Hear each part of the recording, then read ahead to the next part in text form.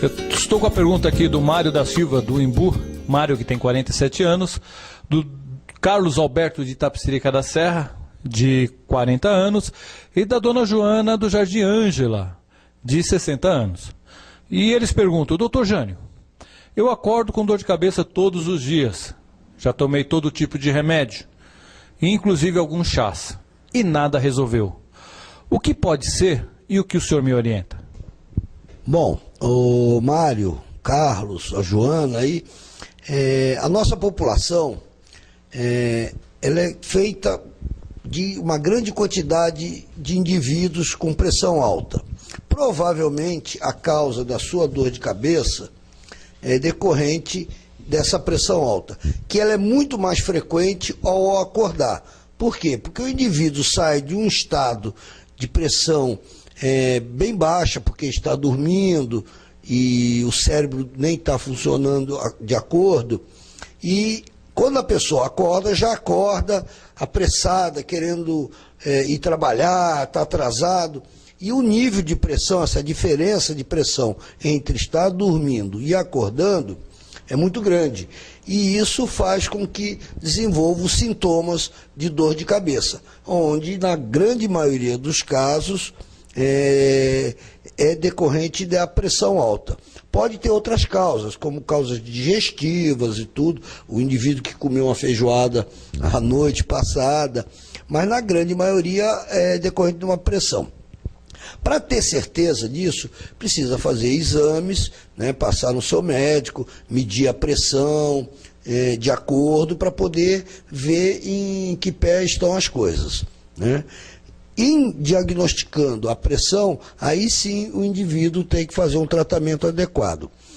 O fato curioso é que muita gente toma remédio para pressão e mesmo assim a pressão não abaixa. Por quê? Porque as causas de pressão nem sempre são decorrentes só do tratamento que vai abaixar. São decorrentes de estresse emocional, de vida sedentária, de obesidade, entre outros fatores.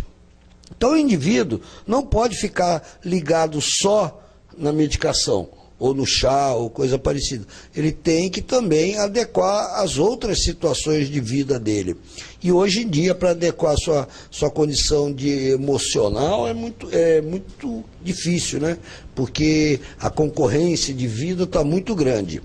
Mas voltando ao caso aí do Mário e do Carlos, é que é necessário tomar medicamentos adequados. E outra coisa curiosa, nem sempre o mesmo medicamento vai servir para todo mundo, porque cada pessoa é uma pessoa. Tanto que a gente fala, não existe doença, existe doente. Cada doente é um doente.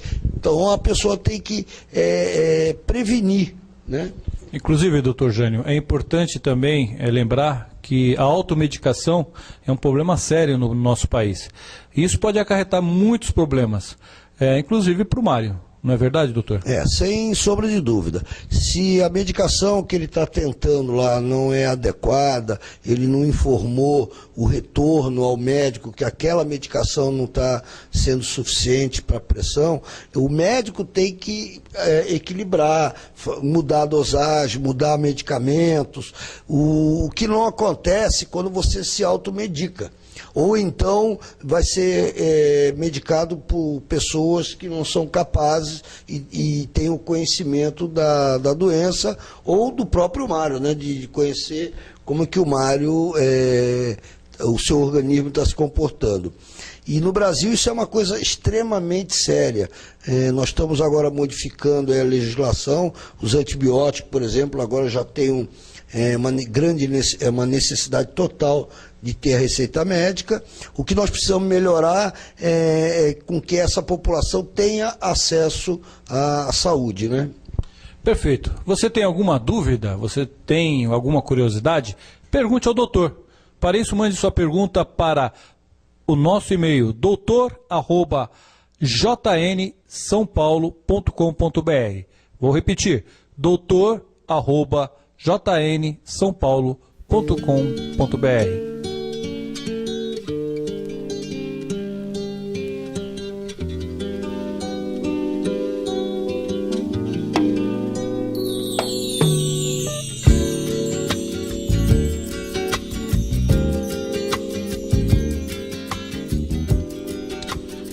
Estou com uma pergunta aqui do Carlos Eduardo e do Capão Redondo e da Cristina de Itapecerica da Serra. Eles dizem o seguinte, doutor Jânio: eu percebo que minha vida está sedentária. Qual a atividade física que devo praticar? Bom, a atividade física, ela teve uma mudança de maneira geral no mundo. Antigamente criava-se uma tabela, onde nessa tabela a gente colocava a idade, o peso, a altura, claro que isso também tem influência, e adequava-se um exercício específico para isso. Com o estudo e com a tecnologia hoje que nós temos, nós conseguimos avaliar que cada indivíduo tem uma condição metabólica totalmente diferente. Então, hoje, o ponto principal não é qual exercício que a pessoa deve praticar, e sim como essa pessoa individualmente deve praticar a sua atividade física. Esse é o ponto principal. Porque cada indivíduo tem a sua propriedade metabólica. E essa propriedade metabólica depende de vários outros fatores. Então não é simplesmente falar assim, você pode fazer isso, você pode fazer aquilo. Não é dessa forma mais. Você tem que procurar o médico, fazer um estudo dessa condição metabólica e criar para esta pessoa uma situação de qual exercício.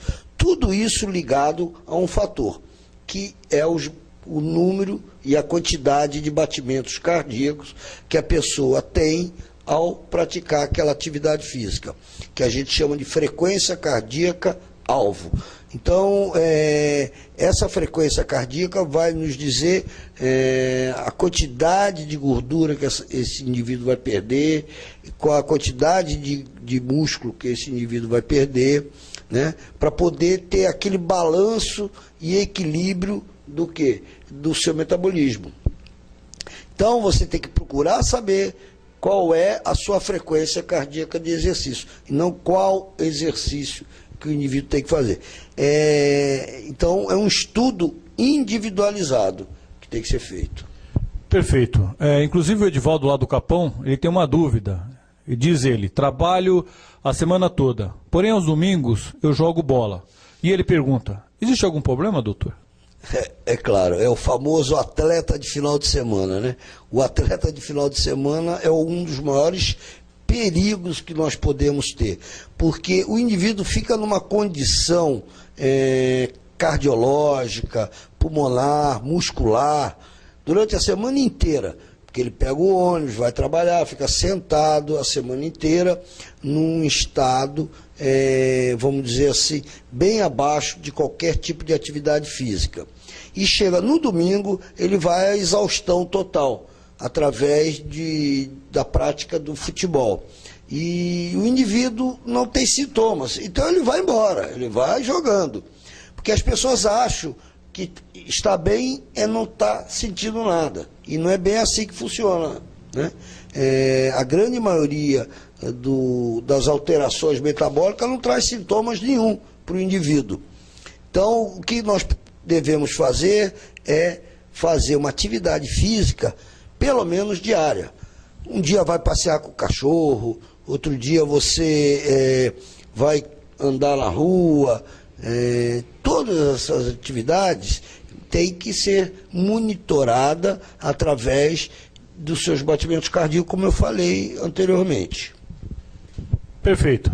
Se você tem alguma dúvida, você quer fazer a pergunta ao Dr. Jânio, você pode mandar a sua pergunta para nós, drjanio@jnsãopaulo.com.br. Esse é o nosso e-mail, drjanio, @jnsãopaulo.com.br.